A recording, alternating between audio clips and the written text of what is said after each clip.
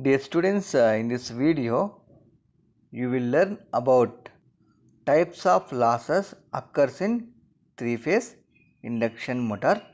Along with we will also learn power flow diagram of three-phase induction motor.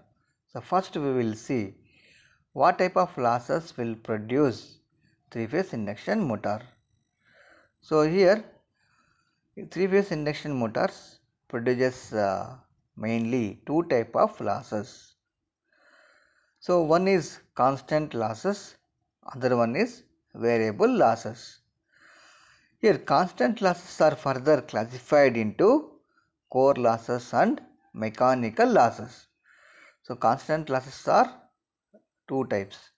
One is core losses and mechanical losses. Again, core losses occurs in stator core and rotor core. So these are also called iron losses. Since core is made up of iron, that's what core losses we are specifying. We are giving other name is iron losses. Core losses we can also call iron losses.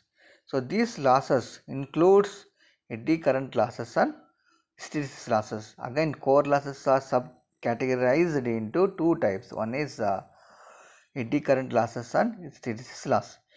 The eddy current losses are minimized by using the laminating the construction, while hysteresis losses are minimized by selecting the high grade silicon steel. So by selecting the high grade silicon steel, so we can minimize the hysteresis losses. So by laminating the core, so we can reduces the eddy current losses, right? High grade silicon steel, if you selecting, so you can minimize the hysteresis losses.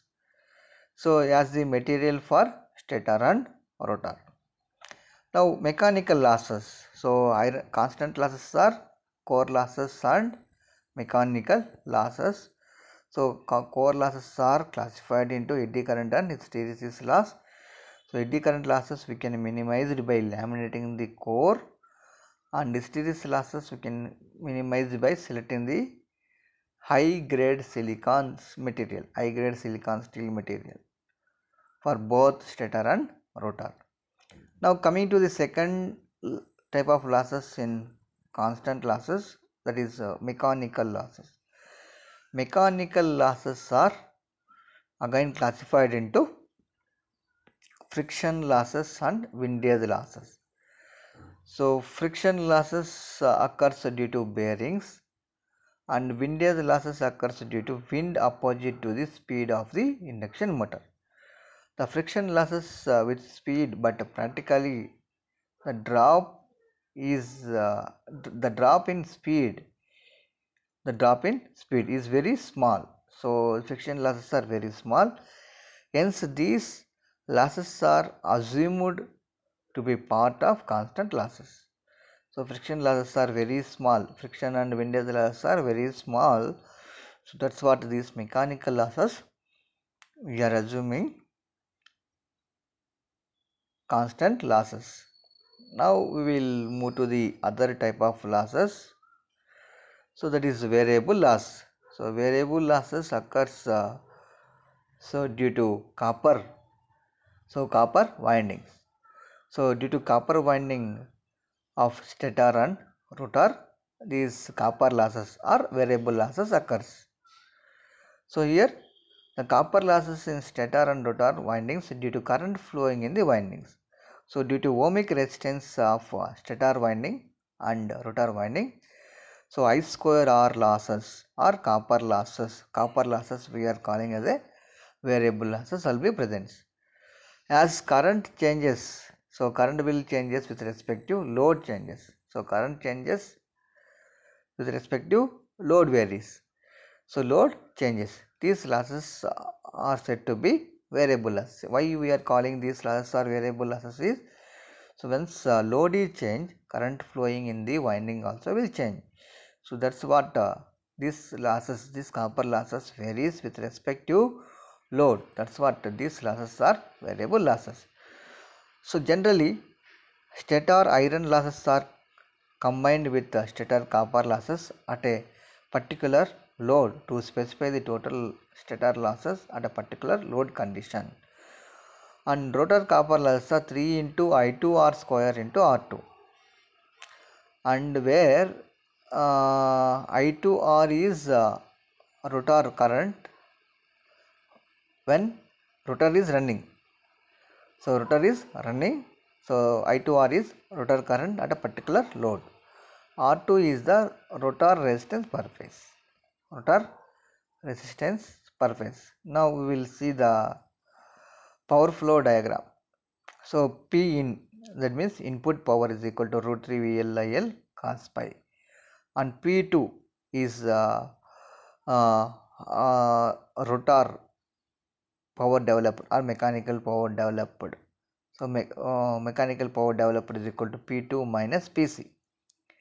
So P2 is power input minus stator losses. So stator losses will be core and copper, both core and copper losses. So PC is equal to 3 into I2 square into R2. So if you substitute in PM,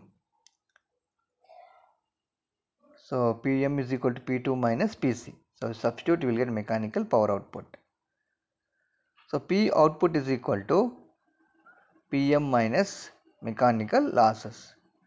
So P output is power output of the induction motor is equal to mechanical power PM minus mechanical losses. Mechanical power output minus mechanical losses is the P output, the exact power output from the induction motor.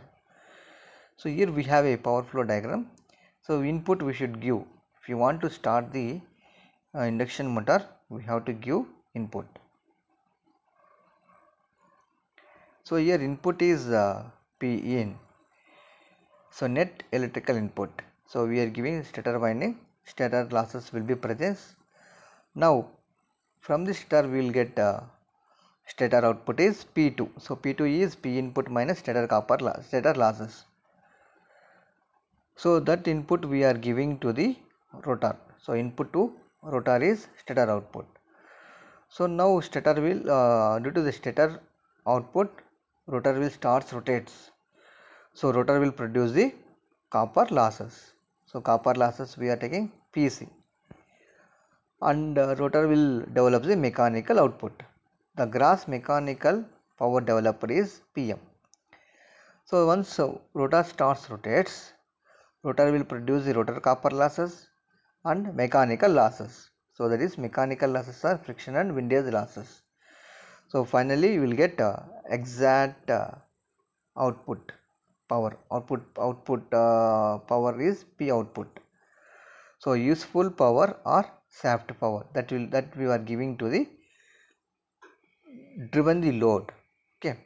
So this is the converting electrical power into mechanical power using the induction motor. So now efficiency. So efficiency is defined as output power to input power. So now rotor efficiency is equal to rotor output power to rotor input power. Rotor output power is gross mechanical power developed by, so rotor input is rotor input. So here gross mechanical power developed is PM and rotor input is P2. So rotor efficiency is PM by P2. And net motor efficiency. Net motor efficiency is exact output from the shaft. So net output at shaft P output by, so what we are giving supply to the input, net electrical input to the motor P input.